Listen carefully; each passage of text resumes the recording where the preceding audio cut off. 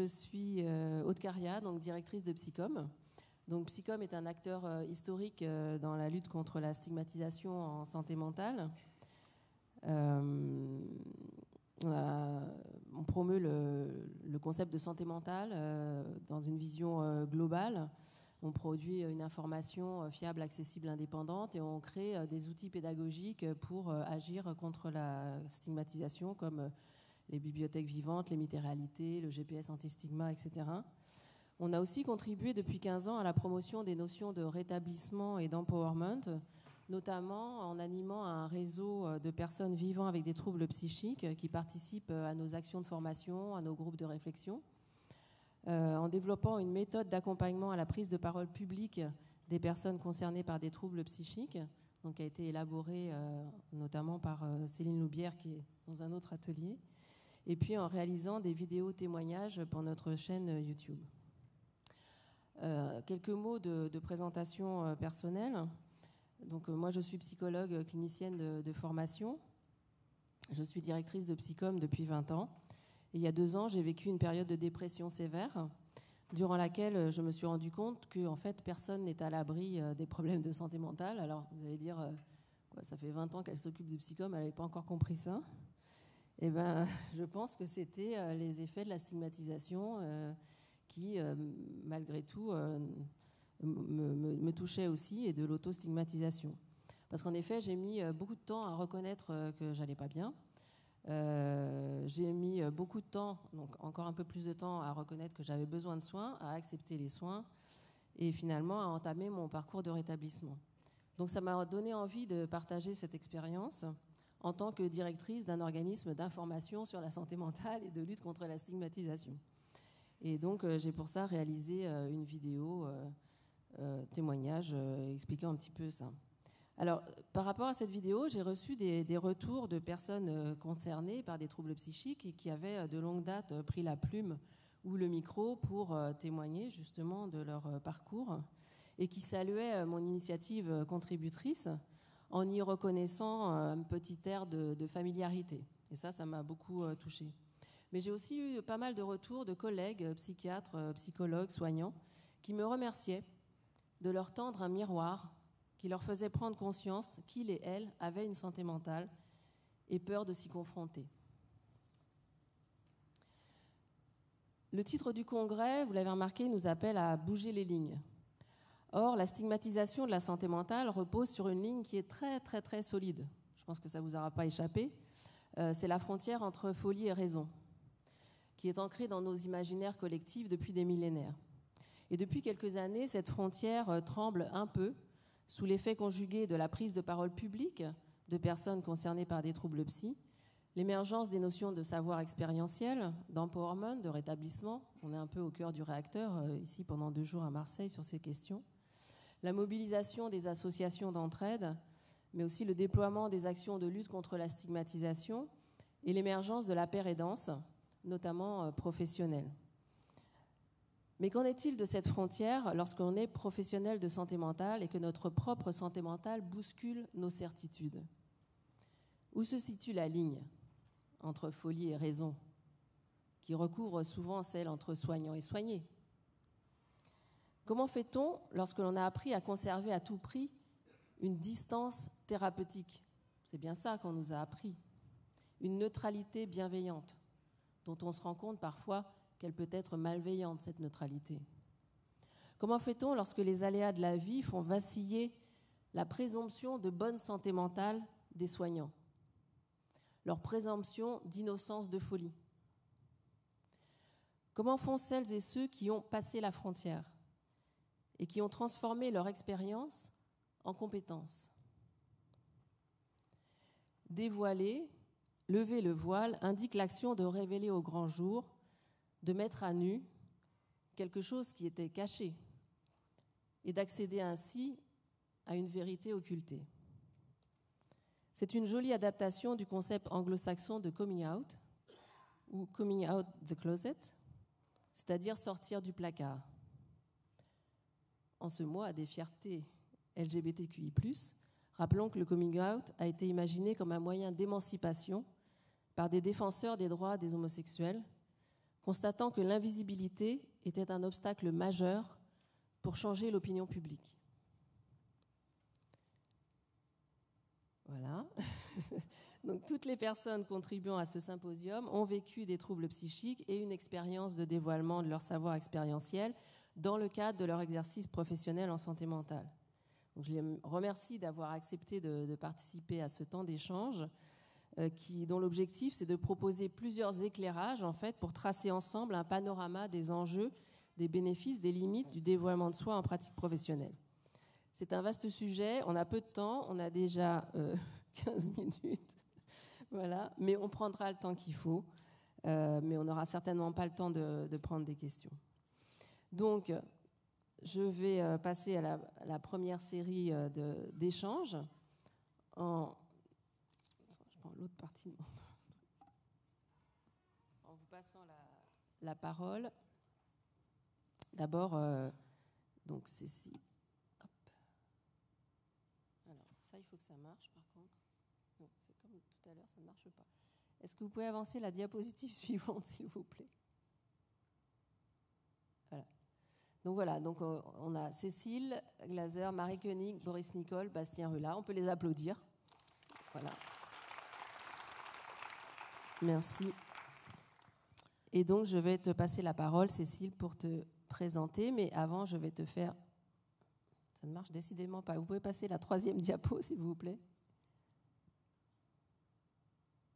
Voilà, ce petit cadeau d'une photo de Diane Arbus, qui s'appelle Identical Twins, qui, je pense, illustre un petit peu un des aspects de ce dont on va parler. Je découvre la photo, mais je la comprends tout à fait pour avoir beaucoup échangé avec toi, Aude, sur cette question-là. Je te remercie de m'avoir invitée sur cette table ronde et je suis très touchée pour la première fois de pouvoir parler de cette question-là accompagnée d'autres professionnels de la santé mentale.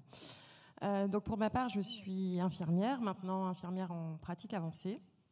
Et je souffre moi-même d'un trouble psychique qui, pendant de nombreuses années, m'a éloignée du monde du travail. Et d'autant plus que ce monde du travail, pour moi, c'était la psychiatrie. Donc, j'ai pas mal témoigné sur cette question-là à travers différents médiums, dans des articles, notamment aussi par ce qui est proposé par le GHU sur les petites capsules vidéo de toxiques. Et un peu comme tu le disais, Aude, la première chose qui m'a marquée dans les retours que j'ai pu avoir, ça a été le nombre de professionnels de santé, et particulièrement de la santé mentale, qui sont venus me voir pour me dire, bah voilà, moi aussi, je souffre d'un trouble de santé mentale. Je vous remercie d'en avoir parlé, mais moi, c'est impossible de pouvoir aborder cette question-là, tellement la question de la frontière entre les soignants, les soignés, la folie, le normal, est encore beaucoup trop prégnante dans nos pratiques. Je le sais d'autant plus que moi-même, je suis soignante et que moi-même, je me suis rendu compte avoir été dans ces positionnements de questions de frontières. Pour autant, je pense que dans ce que tu posais comme fil rouge sur cette table ronde, c'est-à-dire qu'est-ce que ça apporte et aussi quelles sont les limites, ça permet quand même de pouvoir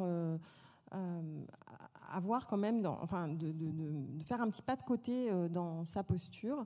Et en tout cas, moi, ce que ça m'a permis quand j'ai réussi à retourner à l'emploi et que j'ai été aidée à trancher sur cette question-là, à savoir, OK, bon, maintenant tu peux retravailler, qu'est-ce que tu fais? Moi, j'ai tout entendu, hein.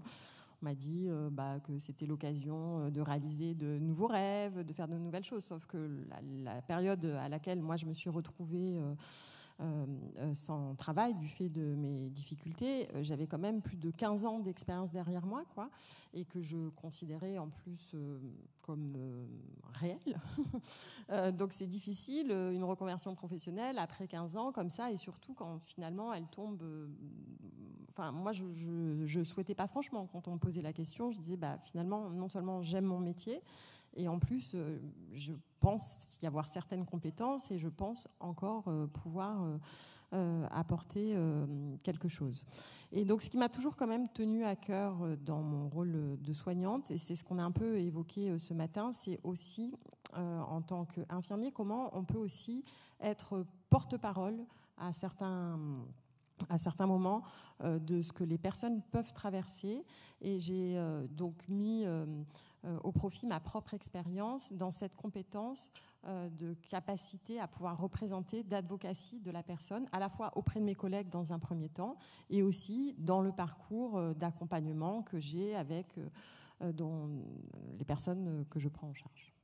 Voilà. Merci Cécile.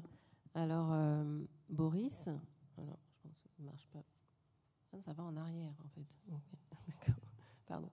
Donc Boris, je te fais cadeau de cette photo de Viviane Meyer, qui est un autoportrait de Viviane Meyer, qui est une photographe qu'on a découvert récemment, qu'on a dévoilé récemment, et qui montre un peu la mise en abîme que peut constituer le sujet qu'on aborde aujourd'hui.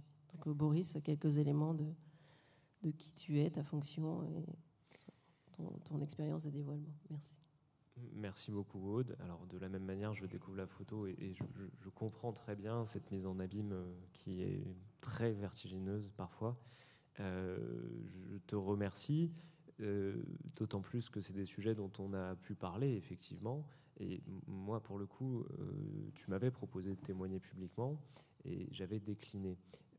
Et je pense qu'on parlera peut-être des raisons un peu plus tard, mais pour me présenter, j'ai noté les éléments, alors je me suis un peu présenté ce matin, mais vraiment les éléments qui vont être utiles à ce que je vais dire après.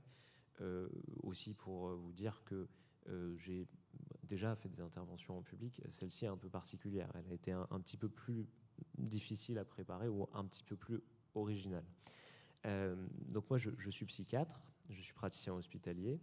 J'ai été diplômé en 2019 et j'ai d'abord travaillé dans un service de crise pour adolescents et jeunes adultes, donc de 11 à 25 ans. Et c'était à Bordeaux. Depuis 2021, j'ai déménagé à Pau avec mon conjoint. Tout ça pour... Alors, il y a beaucoup de coming out différents dans la vie.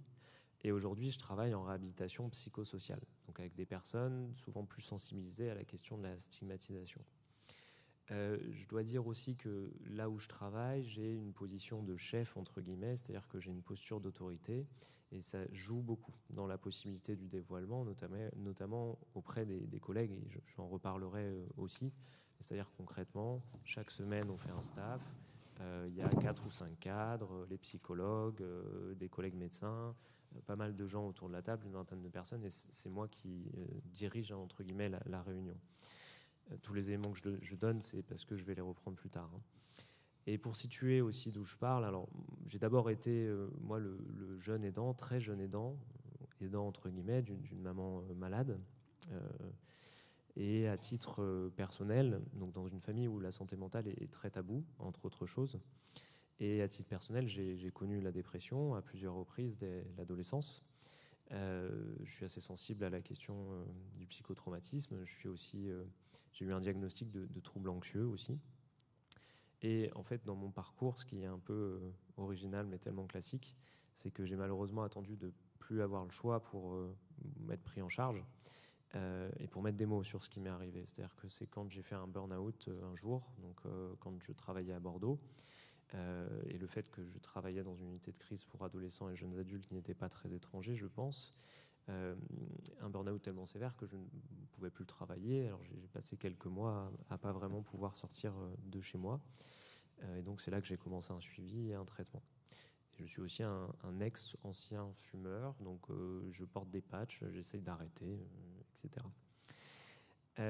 Juste pour dire, et après je pense que je les développerai après, les expériences de dévoilement que j'ai pu avoir, elles sont différentes et à différents niveaux. En tout début d'internat, par réflexe, peut-être par mimétisme, quand on me posait une question personnelle, quand un patient me posait une question personnelle, je bloquais toujours. Et ça, c'est des réflexes que je voyais chez certains chefs, à dire des réflexes, quel âge vous avez ? Ah non, mais on n'est pas là pour parler de moi, non, mais ça ne vous regarde pas, c'est indiscret, etc. Et un peu plus tard dans ma formation, dans mon internat, donc c'est à une époque où je n'avais pas encore été pris en charge et ça compte, j'ai fait du dévoilement, mais sans savoir que je faisais du dévoilement, quand j'étais en addictologie, sur la cigarette électronique. À l'époque, j'avais une cigarette électronique. Et assez souvent, quand je voyais que mon savoir théorique, que je pouvais mobiliser en tant que médecin pour conseiller la réduction des risques, pour passer à la cigarette électronique, n'accrochait pas trop la personne, ça m'arrivait de parler, moi, du fait que j'utilisais la cigarette électronique. Et je me souviens que c'était quelque chose qui changeait un peu la nature de l'entretien, parce que souvent, ça devenait moins formel, l'attention de la personne était un peu plus captée, mais moi, je réagissais différemment. Parfois en me sentant flatté, parfois en me sentant un peu vexé, parfois en me sentant pas reconnu dans mon savoir théorique de professionnel. En tout cas, j'étais plus impliqué émotionnellement que d'habitude. Et en fait, cette histoire de posture, elle est importante. Je l'ai compris plus tard. C'est que en sortant comme ça de l'entretien et en me mettant en posture de partager en fait mon vécu d'expérience, tout à coup la relation, elle se fait entre deux vécus d'expérience qui se confrontent l'un l'autre. Il n'y a plus de hiérarchie et effectivement, je ne suis plus dans ma posture de savoir théorique. Les cartes sont un peu brouillées. Et comme je l'avais pas, je le conscientisais pas, comme j'y réfléchissais pas, eh bien, je comprenais pas mes réactions et je comprenais pas exactement ce qui pouvait se passer dans l'entretien. Et après, je passe rapidement parce que je pense que j'en reparlerai plus tard et que j'ai pris déjà quelques minutes, mais je l'ai fait plus tard, après avoir été pris en charge et avoir compris certaines choses du dévoilement autre sur des traitements. J'ai eu aussi une expérience de dévoilement auprès de mes collègues et je m'intéresse à la question aussi du dévoilement en public par un psychiatre. Merci Boris de tous ces éléments et de la confiance. Marie, je t'offre cette photo de Dora Maar. Donc Dora Maar, qui est une artiste du début du XXe siècle, qui a été souvent occultée par des artistes masculins qu'elle fréquentait, mais c'est une artiste à part entière et je trouvais que les plis de ce voile, les toiles qui cachent le visage, je sais pas, me parlaient à la fois du sujet et de toi. Merci beaucoup Aude. Je découvre également cette image qui me touche beaucoup parce qu'elle fait aussi écho à des conversations qu'on a pu avoir effectivement avec ce voile. Merci pour l'organisation de ce symposium sur une thématique qui me semble très importante. Et comme l'évoquait Boris, de la même manière, je peux avoir l'habitude de m'exprimer sur le rétablissement, des concepts qui touchent à la santé mentale, mais c'est ma première expérience. Je vais parler de moi dans ce contexte-là, dans ce contexte de représentation. Donc je suis effectivement psychologue clinicienne. J'ai travaillé à l'hôpital public en service de psychiatrie adulte pendant 8 ans et j'ai réalisé une thèse sur le concept de rétablissement en 2013. J'ai aujourd'hui une pratique clinique libérale en parallèle à la fois de mes activités de recherche et de formation, et je travaille également en tant que responsable pédagogique et scientifique d'un organisme de formation qui promeut les pratiques orientées rétablissement et qui se fonde notamment sur le croisement des savoirs. Alors moi, mes expériences de dévoilement, elles concernent plusieurs domaines de mon activité professionnelle, mais pour ce symposium, je vais plus particulièrement les évoquer dans le cadre de ma pratique en tant que psychologue. Et en réfléchissant à ce que j'allais évoquer, je me suis déjà questionnée sur le terme de dévoilement. Il s'agirait au sens figuré de divulguer, de révéler quelque chose de son intimité, quelque chose d'authentique relativement à son histoire, à son identité. En quelque sorte, se dévoiler, ce serait lever le masque, déconstruire une identité de rôle à laquelle on s'est attaché pour s'assurer ou se rassurer d'être à sa juste place, de ne pas sortir du cadre. Et je pense avoir appris avec l'expérience, avec le temps, que je pouvais être psychologue sans nécessairement jouer à la psychologue. j'ai réalisé que plus je parvenais à me présenter dans mon humanité, et donc parfois aussi dans ma vulnérabilité, plus je pouvais aider les personnes à déconstruire leur propre identité de rôle. On ne peut pas inviter quelqu'un à sortir de son rôle de malade si soi-même on se cramponne à son rôle de soignant. Et alors concrètement, ces expériences de dévoilement, pour moi, elles passent par plusieurs registres. Je vais en donner quelques exemples rapidement. Mais à chaque fois, elles se vivent dans la rencontre. Ce n'est pas vraiment une technique ni un outil, c'est une expérience de connexion, de résonance émotionnelle. Je ne m'effondre pas devant la personne qui me raconte ses expériences passées de maltraitance sexuelle. Je ne m'effondre pas devant cet autre qui me décrit la terreur que lui fait subir ses voix, ou encore devant cette patiente qui me raconte le harcèlement professionnel qu'elle a vécu et qui fait douloureusement écho à mes propres expériences. Mais j'accueille mon émotion, je ne la masque pas. J'essaye de comprendre pourquoi elle surgit et comment, en retour, elle peut aider l'autre à sortir de la solitude qui double souvent la peine de la souffrance psychique. Et c'est vraiment cela, pour moi, le sens de la sollicitude. Et au-delà de ce registre émotionnel, de manière plus explicite, toujours dans cette relation psychothérapeutique, il m'arrive de parler de moi.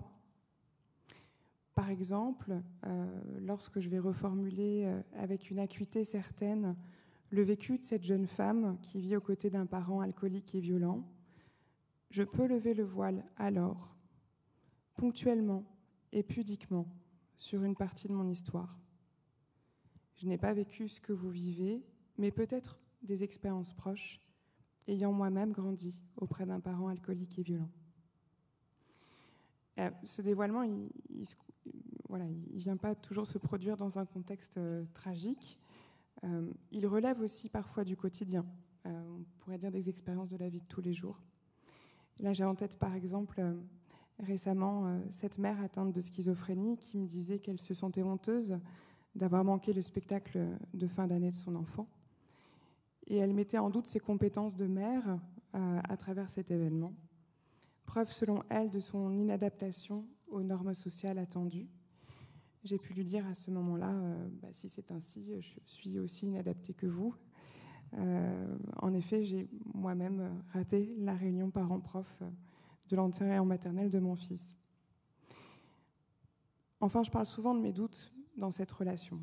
Je ne sais pas si ce que je vais formuler est juste, en adéquation avec le vécu de la personne. Je peux dire assez souvent, par exemple, il y a une idée qui me vient en vous écoutant, mais je ne suis pas sûre que cela va vous sembler utile ou pertinent. Vous me dites ? Au final, je suis psychologue, mais je ne suis pas sachante de la vérité de l'autre. Et en tant que personne, si j'étais confrontée aux mêmes difficultés que la personne vit, je ne ferais pas aussi bien qu'elle. Et ce n'est pas une posture, j'en suis convaincue. Merci Marie pour cette parole juste. Donc Bastien, c'est à vous. Donc je vous offre, oui, on va prendre ce micro-là. Je vous offre cette photo de Tina Modotti, donc qui est une photographe d'origine italienne qui a immigré aux États-Unis et puis au Mexique, où elle a rencontré tous les révolutionnaires mexicains. Elle a documenté et on a redécouvert son œuvre assez récemment. Donc c'est une photo un petit peu iconique d'une femme mexicaine qui porte un drapeau qui est rouge. Et pour moi, c'est un peu le savoir expérientiel. Enfin, le drapeau pourrait représenter le savoir expérientiel qui devient un peu un étendard d'une certaine forme de révolution qui traverse peut-être la psychiatrie. Donc voilà, Bastien, je vous propose de vous présenter en quelques mots. Merci d'avoir accepté l'invitation. Eh ben, merci Aude. Très heureux. Merci à Aude, merci aussi à mes directeurs qui m'ont libéré pour ce moment. Donc moi je m'appelle Bastien Rula, donc je suis père aidant professionnel. Donc le dévoilement, on peut dire que c'est au cœur de c'est le cœur de mon métier. Si j'ai bien compris, Le but aujourd'hui, c'est pas de faire de l'émotionnel ni de rentrer trop dans l'intimité, mais pour vous donner quelques éléments de mon parcours, du coup, donc moi j'ai été complètement étranger des enjeux de santé mentale toute ma jeunesse. C'était pas un sujet pour moi, j'avais mes activités, etc. Et vraiment, j'ai eu mes premières difficultés de vie à l'âge de 26 ans. Et du coup, la psychiatrie m'a fauché à 28 ans, du coup, avec une première expérience en hôpital psychiatrique assez violente. S'en est suivi plusieurs autres, et du coup, un diagnostic est tombé, donc un diagnostic de bipolarité. Et le sens de mon métier aujourd'hui, c'est d'avoir, entre guillemets, réussi à récolter un petit peu ce que la vie m'a offert à travers ces expériences et de pouvoir considérer aujourd'hui que tout ça est ma richesse humaine. Et du coup, je dirais que pour pouvoir pratiquer le dévoilement, la meilleure des postures, selon moi, c'est justement de considérer que son parcours de vie est une richesse. Je pense que c'est le point de départ pour avoir une pratique du dévoilement qui est saine. Parce que c'est un outil, voilà, moi je dirais que c'est un outil puissant, mais que du coup, l'outil ne fait pas l'usage, et avec l'outil, on peut faire autant du bien que du mal aux personnes que l'on accompagne ou à soi-même, si le dévoilement n'est pas maîtrisé, mais j'y reviendrai. Donc 2 mots sur ma situation. Donc moi je suis père aidant professionnel à l'équipe CIDIS depuis 2022. Donc c'est une équipe de suivi intensif en psychiatrie dans laquelle on accompagne les 1% des personnes du territoire ayant les plus hauts besoins hospitaliers en termes d'hospitalisation. Et notre but, donc, c'est de construire des alternatives à l'hospitalisation pour que l'hôpital ne soit plus ni un lieu de vie, ni un lieu de refuge pour ces personnes, mais seulement un lieu d'accident. Et nous, on est là pour diminuer au maximum le fait de solliciter l'hôpital, même si on s'appuie sur lui quand on n'a pas le choix en fait, et que toutes les autres solutions sont épuisées. Mais on est là pour construire des ressources, voilà, pour construire une alternative à ça, et de manière générale pour aider la personne à construire la vie à laquelle elle aspire selon ses propres critères et l'accompagner là-dedans. Et donc pour faire cela, donc moi je suis père aidant, mais on n'est pas que des pères aidants dans l'équipe. On a des psychiatres, des psychologues, des infirmiers, des travailleurs sociaux. Et tous ensemble, voilà, on essaie d'accompagner ces 80 personnes dans le mieux-être. Donc ça, c'est ce que je fais à temps plein, l'essentiel de ma semaine. Et à côté de ça, du coup, je travaille à Esper Pro. Du coup, Esper Pro, qui est une association de pères aidants, qui se donne pour but de développer des solutions de formation pour les pères aidants, de développer des ressources communautaires pour les pères aidants et de développer la père aidance sur tout le territoire le plus largement possible. Et donc, c'est grâce à eux que je suis là aujourd'hui et que j'ai pu être mis en contact avec Aude. Et du coup, à Esper Pro, donc, j'ai été missionné là récemment pour monter un festival sur la santé mentale, du coup, le festival Relève. Donc, ma mission, c'était de mobiliser les bénévoles et essayer de créer une petite communauté autour de l'événement. Voilà, on était une centaine à construire ce projet ensemble et ça a été une réussite humaine. Et du coup, à partir de maintenant, je prends en charge à Esper Pro, du coup, le pôle santé communautaire et événementiel. Et du coup, voilà, donc à CIDIS, je fais de l'accompagnement individuel de personnes. Et à Esper Pro, je m'occupe d'enjeux communautaires. Voilà, on peut résumer ça comme ça. Et donc, voilà, donc aujourd'hui, je vais essentiellement parler de qu'est-ce que je fais du dévoilement au sein de CIDIS en termes d'accompagnement et comment je partage cela avec mes collègues. Mais j'en parlerai peut-être juste après. Ouais. Merci Bastien, merci pour la confiance. Alors le micro va recirculer vers Boris maintenant. Et après, maintenant vous avez pris connaissance de toutes les personnes qui contribuent. Donc Boris, en tant que jeune psychiatre, pourquoi as-tu commencé récemment donc, à partager ta propre expérience? Tu nous en as donné quelques indices de ton expérience de troubles psychiques. Qu'est-ce que ça a changé dans ta pratique? Qu'est-ce que cela t'apporte? Quelles questions ça te pose sur ta légitimité de psychiatre? Je crois qu'on a pas mal parlé autour de ça et c'était un peu ton questionnement. Donc autant du côté des personnes que tu soignes que du côté de tes collègues. tout à fait. C'est vrai que la question de la légitimité ici, et je vais vous parler de casquette beaucoup. Par exemple, là tout de suite, en vous parlant, je me sens assez illégitime de parler après Bastien. Mais je vais expliquer un petit peu plus pourquoi. Alors, je vous disais tout à l'heure que j'avais fait du dévoilement pendant ma formation avant d'être pris en charge sur le tabac, sur des sujets anodins. Je pense qu'il y en a beaucoup qui le font, hein, beaucoup de soignants, sans s'en rendre compte. Moi, ce qui a changé, c'est deux choses. C'est une réflexion un jour que je me suis faite. Donc, quand je travaillais aux urgences pour ados, jeunes adultes, je voyais régulièrement des situations sur lesquelles ça faisait écho et je pouvais beaucoup m'identifier. Et un jour, je me suis surpris à penser, en repensant à une situation, alors j'ouvre les guillemets, hein, heureusement qu'on t'a pas mis la main là-dessus à l'époque, donc quand moi j'étais ado, parce que sinon on m'aurait collé en psychiatrie et je ne serais pas là où j'en suis aujourd'hui. Et cette pensée m'a donné beaucoup de vertige, parce que en fait, je me suis rendu compte que j'étais alors déjà vecteur de stigmatisation, que j'étais en train de considérer que si jamais j'avais été soigné ou étiqueté comme ayant un trouble psychique, j'aurais pas pu faire des études. Mais peut-être que ça aurait été vrai, j'en sais rien. Et puis ensuite, un peu plus tard, j'ai été pris en charge. Et donc, avec un diagnostic, un traitement, ça m'a, pour la première fois, fait prendre conscience que j'avais le vécu de certaines difficultés psychiques. Et à partir de ce moment-là, le dévoilement, j'ai commencé à y penser, à le réfléchir, mais avec beaucoup plus de prudence. C'est-à-dire, Bastien disait à l'instant, ça peut faire du bien comme ça peut faire du mal. Moi, je pense que, et notamment s'agissant d'un psychiatre, c'est quelque chose à manier avec la plus grande des précautions. Et dans le doute, si j'ai un doute, moi, sur l'opportunité de partager ou de dévoiler, je ne le fais pas. Je l'ai très rarement fait, très rarement, et c'est pas quelque chose que je conseillerais forcément pour beaucoup de raisons différentes.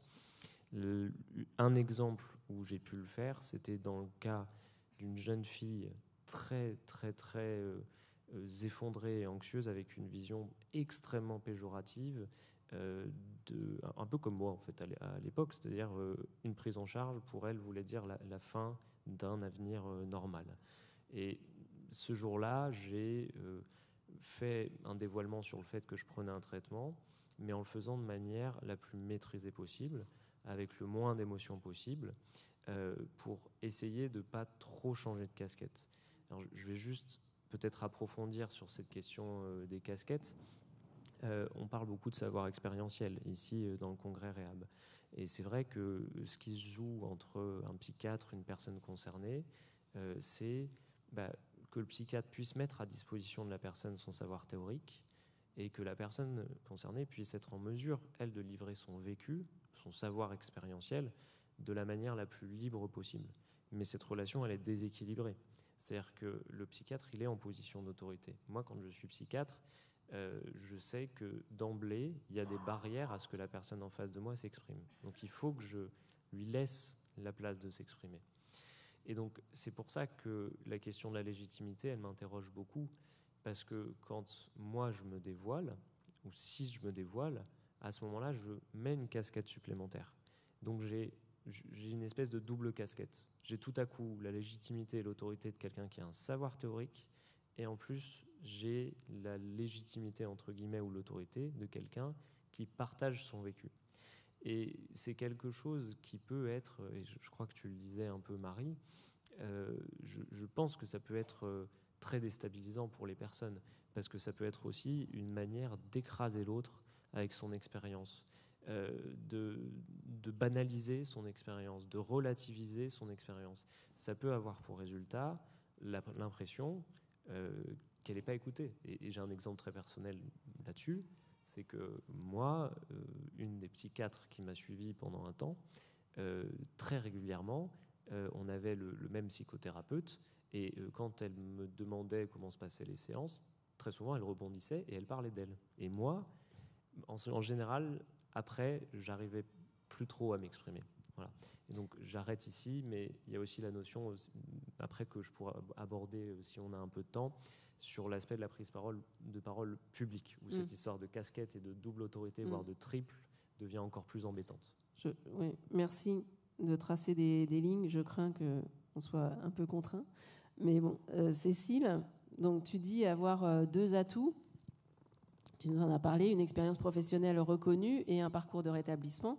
Mais comment ça s'est perçu par tes collègues de travail et comment tu utilises ton savoir expérientiel dans ta pratique? Et on a échangé sur le fait de tes interrogations sur ta posture de soignante, en particulier parce que tu travailles aussi avec des médiateurs de santé pair.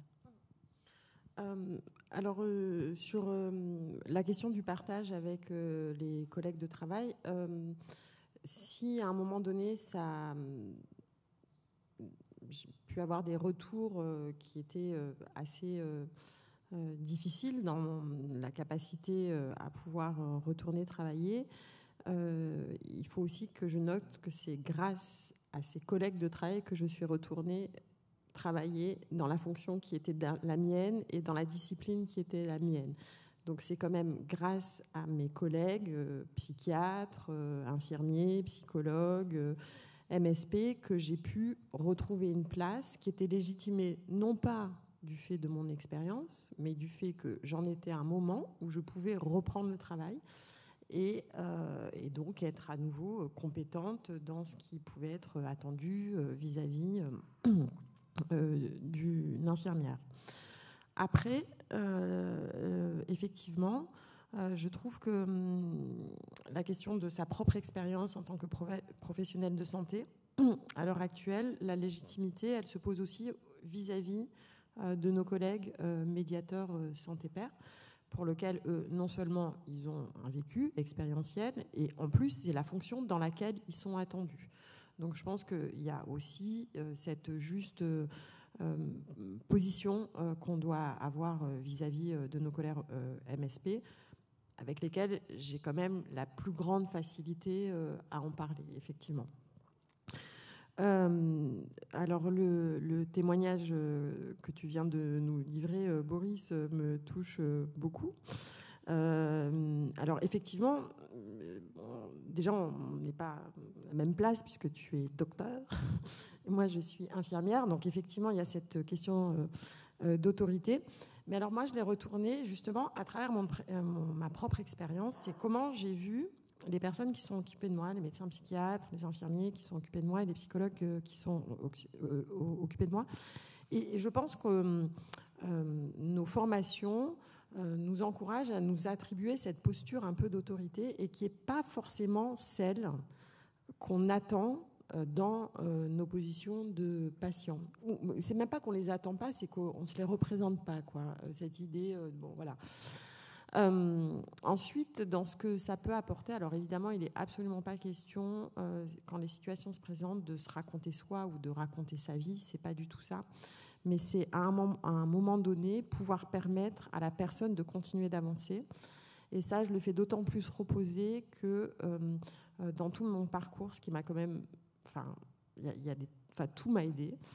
Mais s'il y a quelque chose qui a été déterminant, c'est le partage d'expérience, quoi.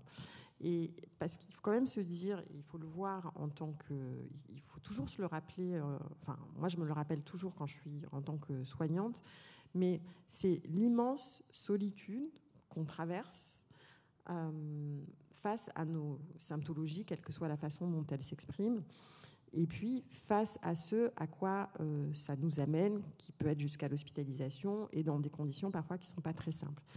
Et dans ces moments-là, on a l'impression d'être seul au monde. Même les autres personnes qui sont là à l'hôpital parce qu'elles-mêmes, elles souffrent, on n'arrive même pas à s'imaginer qu'elles vivent la même chose que nous, quoi.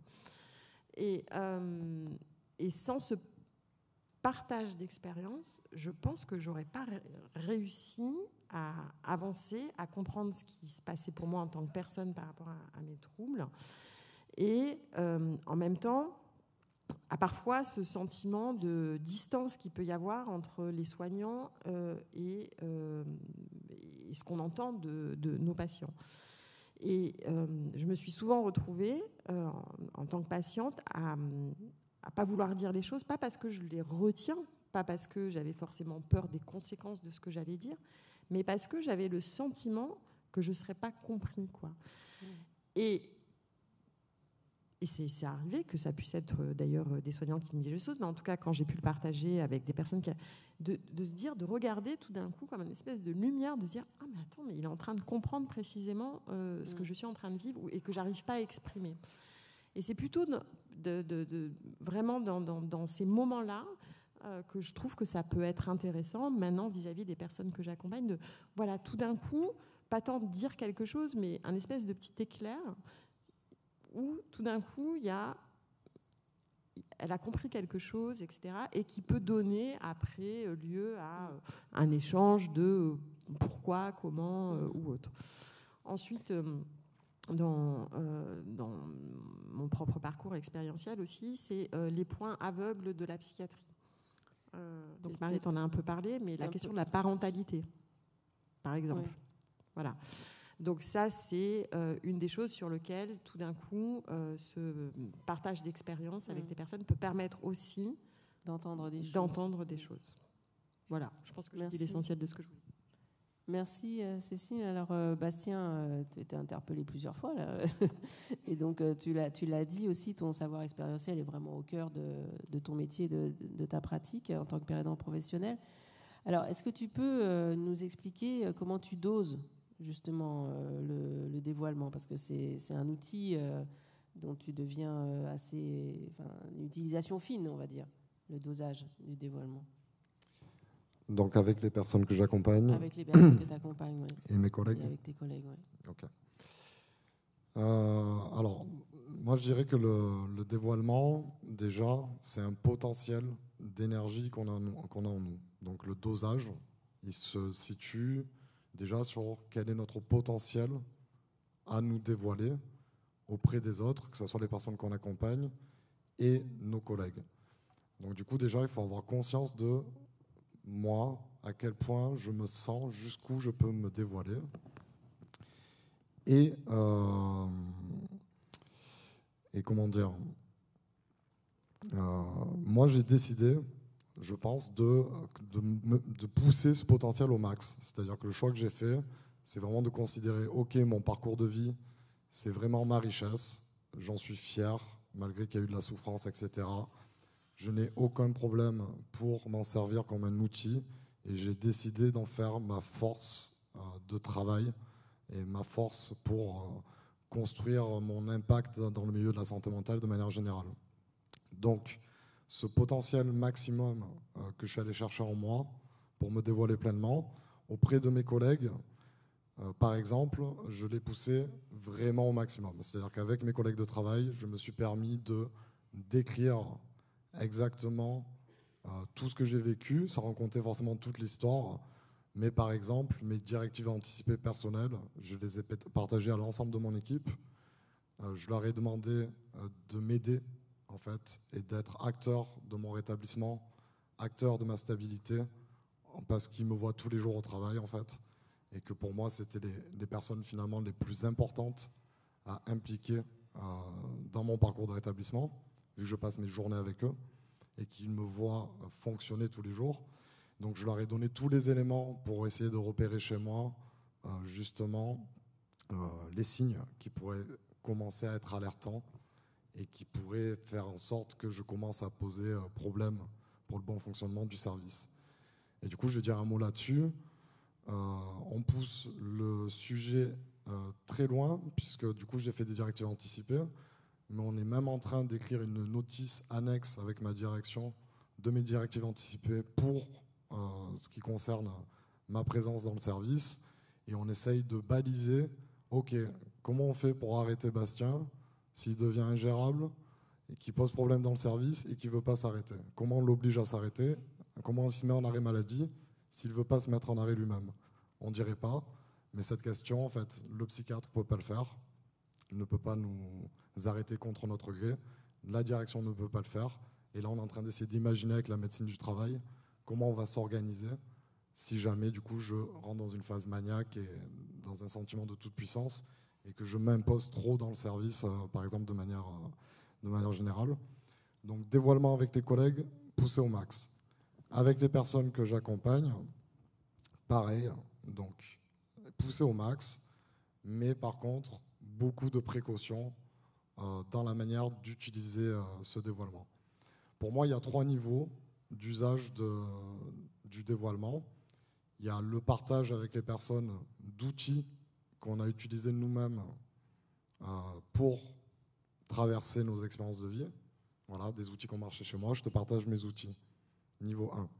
Niveau 2, c'est je te partage mes difficultés pour lesquelles j'ai sollicité des outils. Donc ça, c'est déjà aller plus loin dans le dévoilement. Et le niveau 3, c'est je te partage mon intimité, je vais te parler des causes du diagnostic, de la profondeur des expériences, où là, vraiment, on pousse le curseur au max. Et déjà, quand on se dévoile auprès des personnes qu'on accompagne, je pense que c'est bien de réfléchir par le prisme de ces 3 étapes un peu, et de se dire, ok, en fait, là, j'ai besoin de mobiliser quoi? Est-ce que j'ai besoin d'aller jusqu'à dévoiler mon intimité, ou j'ai juste besoin de partager un outil en fait qui a marché chez moi? Voilà, donc se poser la question de comment se dévoiler avec justesse, au juste moment, avec la juste personne, c'est essentiel. Et après, pour finir,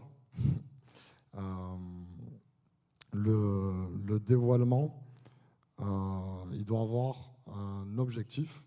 Voilà, il faut le faire pour une raison, mais il ne faut jamais oublier que nos bonnes raisons ne sont pas nos bonnes actions en fait.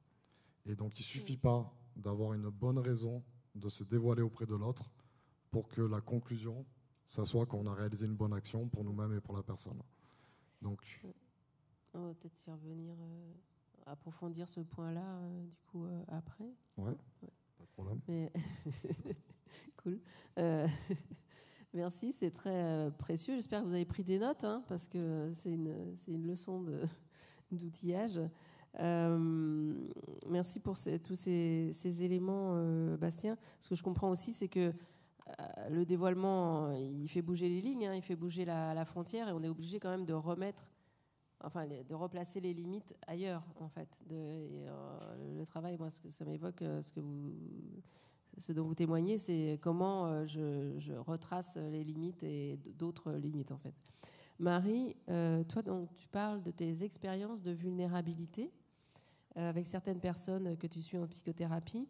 Alors, ça t'a inspiré, évidemment, des réflexions cliniques et éthiques. Est-ce que tu peux les partager avec nous? Oui, je pense qu'effectivement, merci, hein, je suis très contente d'entendre mes collègues. Je pense qu'il y a beaucoup d'échos par rapport à la fois aux enjeux et aux limites de cette question du dévoilement. Peut-être que là, je vais déjà parler plus des enjeux, et que dans un deuxième temps, je proposerai également de réfléchir un peu aux limites. En fait, tout simplement, pour moi, le premier enjeu, effectivement, il est clinique, il est articulé à la relation d'aide. On sait, hein, que l'authenticité, l'implication du thérapeute sont des facteurs bien connus qui favorisent l'alliance thérapeutique, d'ailleurs, quelles que soient les orientations théoriques. Et dans ce contexte, comme vous l'avez tous dit, le dévoilement de soi doit être nécessairement au service de l'autre. Il se doit être ajusté à la rencontre, à la particularité des besoins et des attentes de la personne accompagnée.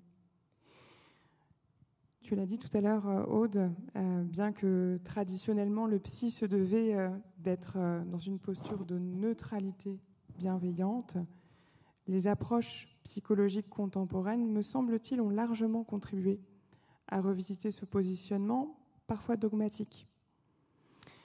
Pourtant, dès les années 1930, Ferenczi développait l'idée selon laquelle il était important de faire une place au ressenti du clinicien, voire d'en partager des éléments avec le patient lui-même. Plus tard, les approches humanistes, notamment avec Carl Rogers, ont insisté sur le savoir-être du thérapeute à travers les termes d'authenticité ou de congruence émotionnelle. Les approches cognitivo-comportementales évoquent quant à elles la nécessaire attitude de partenariat pour construire cette alliance dans une dynamique de collaboration d'égal à égal et même de dévoilement réciproque. Mais au-delà de ces enjeux cliniques, pour moi, le dévoilement de soi constitue véritablement un enjeu politique et éthique. Tu le disais tout à l'heure, aussi Boris, lorsque je parle de ma vulnérabilité, je m'implique en tant que professionnelle de la santé mentale, ayant elle-même une santé mentale parfois mise à mal. C'est un acte en faveur de la déstigmatisation. Tu parlais également des casquettes. Les rôles des patients, soignants sont dynamiques. Ils ne nous définissent pas. Et je peux dire aux personnes que j'accompagne lorsqu'elles me le demandent, j'ai moi-même un espace thérapeutique et j'ai consulté plusieurs psys dans ma vie. Quelque part, se faire aider dans la traversée de nos souffrances peut être vécues avec dignité. Pour moi, le dévoilement de soi, c'est aussi un acte en faveur de la réciprocité. J'éprouve beaucoup de gratitude lorsqu'une personne accepte de me partager ses expériences de vie et je me sens honorée d'être un témoin privilégié de son cheminement. Et lorsqu'une personne me remercie, souvent en fin de suivi, je la remercie à mon tour. Je la remercie pour sa confiance, notre rencontre, mais aussi pour tout ce qu'elle m'a apporté dans ma vie. Toutes ces rencontres, même si elles s'inscrivent au service de la personne concernée, elles laissent une trace en moi. Elles me transforment, elles m'aident à mieux comprendre le monde, à m'y sentir ancrée. Toute personne, finalement, que j'ai accompagnée ou que j'accompagne, contribue à m'apprendre à la fois mon métier de psy, mais aussi mon métier d'humain. Du coup, je terminerai par dire que pour moi, les enjeux de ce positionnement, du dévoilement de soi, ils sont aussi épistémologiques. La double casquette, moi, je dirais que en fait, mes savoirs professionnels, je considère qu'ils sont fondamentalement hybrides, aussi bien académiques qu'expérientiels. Et ils proviennent principalement des personnes que j'accompagne. Et je pense que cette position, elle invite à reconsidérer la place du savoir expérientiel dans la construction des connaissances scientifiques.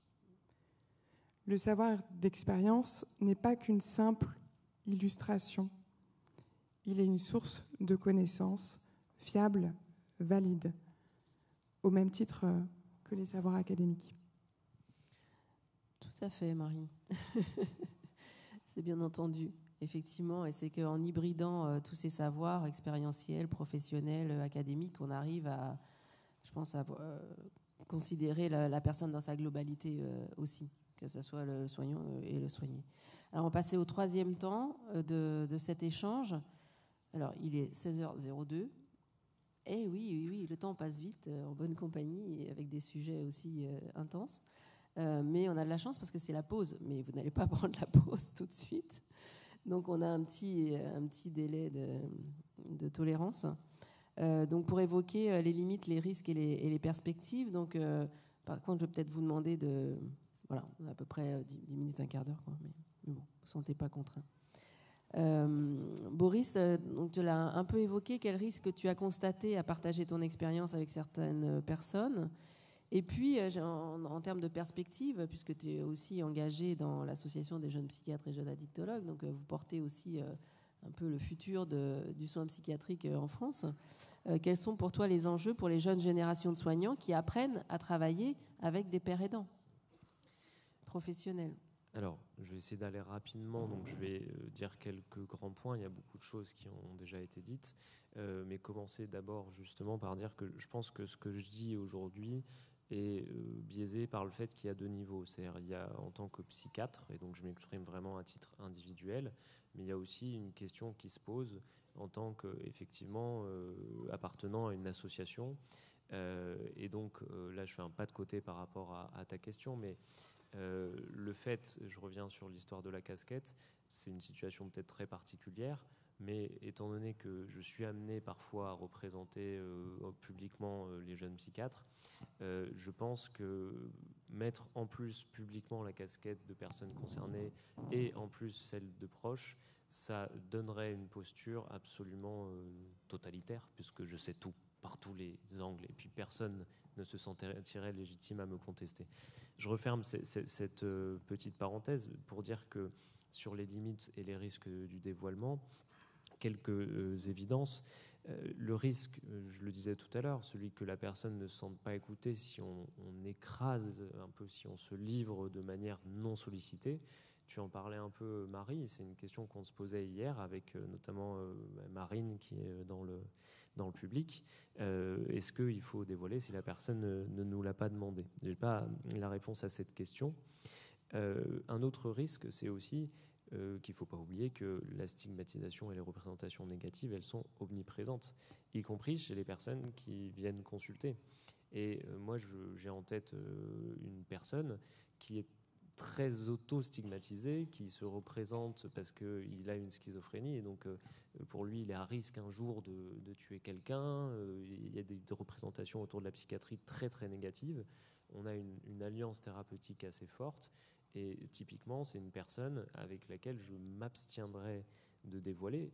Je ne sais pas comment il réagirait, mais j'anticipe que sa réaction, ce serait de la peur, de l'inquiétude, de l'insécurité, en disant mais du coup, mon psychiatre est lui aussi fou, donc pas fiable, avec tous les a priori qui peuvent arriver derrière. Un autre risque, évidemment, c'est aussi de se faire du mal soi-même en partageant des choses, en se forçant à les partager alors qu'on n'en est pas prêt. Et si je donne aussi mon avis sur les autres, voilà, pour la jeune génération, pour le futur, donc on le disait, les choses bougent un peu, les frontières bougent un peu, ça devient enfin une évidence que, bah oui, parmi les soignants, statistiquement, il y en a énormément qui sont concernés. Je pense que quelques évidences pour les jeunes psychiatres. Il faut qu'on puisse prendre conscience de l'importance des savoirs expérientiels, ça a été bien dit, du partage de ce savoir, du fait que se dévoiler, ça nécessite une formation, on l'a bien entendu quand tu le disais, Bastien, c'est le fruit d'une réflexion, d'une méthodologie. Une autre banalité, c'est qu'avoir un trouble psychique ne nous autorise pas à nous sentir personne concernée ou expert dans toute situation. On est expert de sa propre expérience. Moi, je ne saurais pas partager l'expérience d'une schizophrénie. Et enfin, peut-être juste dire que, en plus d'insister sur l'importance des savoirs expérientiels, d'insister sur l'identification aussi des rapports de pouvoir qui peuvent se jouer au sein de la consultation, le fait d'échanger pendant la formation de psychiatre avec des pairs aidants professionnels peut permettre de mieux distinguer les rôles respectifs de l'un et de l'autre et peut permettre au psychiatre, si un jour il est amené à utiliser cet outil du dévoilement dans l'intérêt du patient, à le faire de manière maîtrisée et un peu plus professionnelle, presque de la manière d'un MSP, évidemment sans prendre sa place. Merci Marie, peut-être en resserrant un peu ton propos parce que je vois qu'il y a beaucoup de mouvements dans la salle et voilà, si tu peux. Dans ton expérience de dévoilement, donc tu as rencontré des écueils qui t'ont fait réfléchir sur les limites et puis comment se repérer entre identification et différenciation, peut-être focuser là-dessus. Oui, je vais essayer de faire rapide. Effectivement, Bastien, tu évoquais tout à l'heure que parfois le dévoilement, ça peut être pour le meilleur ou pour le pire. Moi, en y réfléchissant aux limites, j'avais une expérience qui m'était revenue dans ma pratique de psychologue, que je vais vous livrer rapidement. En fait, la veille, je venais d'apprendre qu'une des personnes que j'accompagnais s'était suicidée. Et j'étais bouleversée. Moi, j'avais pleuré une bonne partie de la nuit. Et j'étais tout de même allée travailler le lendemain. Et le premier patient que je recevais alors, voyant mes yeux rouges et gonflés, me demanda si j'allais bien. J'aurais pu lui dire que je n'allais pas très bien, j'aurais pu aussi sans doute m'abstenir d'aller travailler ce jour-là, mais j'étais face à lui et à ce moment-là, je lui ai livré ce que je vivais. Je lui ai dévoilé les raisons de ma tristesse. À ce moment-là, j'ai rapidement senti de la dissonance, justement, dans la relation. Et j'ai compris que j'avais, à cet instant, fait rentrer dans notre espace relationnel de l'insécurité par le biais de ma propre culpabilité non digérée, non suffisamment contenue. Alors, heureusement, cette maladresse, elle n'a pas eu trop d'impact sur la relation thérapeutique, mais elle m'a fait réfléchir sur le cadre, sur les outils, question du dévoilement, avec cette idée que le dévoilement peut être, me semble-t-il, au service de la relation d'aide lorsqu'il concerne des éléments de notre vécu qui sont suffisamment élaborés et lorsque nos cadres sont suffisamment solides. Voilà, je vais juste terminer effectivement avec une autre limite que j'évoquais sur la possibilité d'universaliser le concept de rétablissement. Et que pour moi, les limites à cette universalité, c'est les mêmes qu'on peut retrouver par rapport au dévoilement de soi. Ça participe à la relation de partenariat, à la déconstruction des rapports de pouvoir, comme tu le disais, mais il ne doit pas tendre vers une indifférenciation des vécus.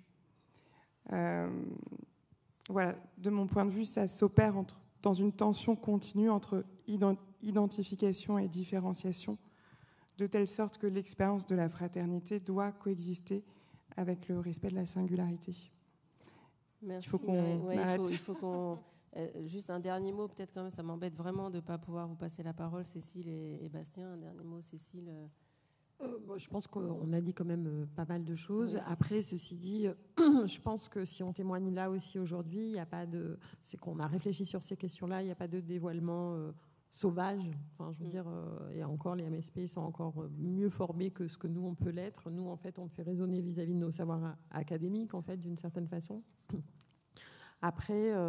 je pense que c'est important aussi qu'on puisse prendre la parole pour que ça permette une déstigmatisation de cette tendance que le corps médical, j'entends au sens global, soignant, pouvait mettre à distance cette question-là, quoi. Et c'est là où ça fera bouger collectivement les pratiques. Merci. Le dernier mot de conclusion à Bastien. À la vitesse de l'éclair. Du coup, oui, moi je voulais insister sur le fait que voilà, je voulais poser le sujet du dévoilement dans mon équipe en débat avant de venir. On n'a pas pu le faire, mais j'ai quand même partagé quelques bribes d'échanges avec certains collègues et tout. Je voulais juste insister que pour une équipe comme nous, de suivi intensif en psychiatrie qui fait de la multiréférence, ça veut dire que les personnes accompagnées voient tout le monde en fait dans l'équipe. Le dévoilement entre les professionnels est un enjeu de qualité de la multiréférence. Parce que si on a conscience des parcours de vie, des expériences de nos collègues, on va pouvoir les flécher en accompagnement auprès des personnes qui vont le plus résonner avec elles. Donc ça, un mot. Et un deuxième mot très rapide. J'ai parlé donc de à quel point j'avais partagé mes directives anticipées donc en psychiatrie auprès de mes collègues pour garantir mon maintien dans le service. En fait, mon invitation, et je conclurai là-dessus, c'est de dire le dévoilement, se dévoiler pour anticiper, avoir des bonnes conditions de travail, essayer d'anticiper qu'est-ce qu'on a déjà vécu et qu'est-ce qui pourrait se passer au travail. C'est un sujet qui sort du champ de la psychiatrie et c'est une manière de se dévoiler et avoir justement un cadre de travail de qualité, pour moi, demain, va passer de plus en plus par inviter les salariés des structures à se dévoiler main dans la main avec leur direction pour pouvoir anticiper ce qui peut plus ou moins bien se passer au travail. Donc voilà, donc je voulais juste tracer cette petite perspective qui, je pense, est dans le sens de l'histoire voilà. De manière générale. Merci Bastien, et on terminera avec cette citation de Sister Carita Kent, qui est une activiste féministe américaine, qui dit « We can only speak of hope ». Et j'espère qu'on vous aura donné des matières à espérer. Voilà, merci à tous.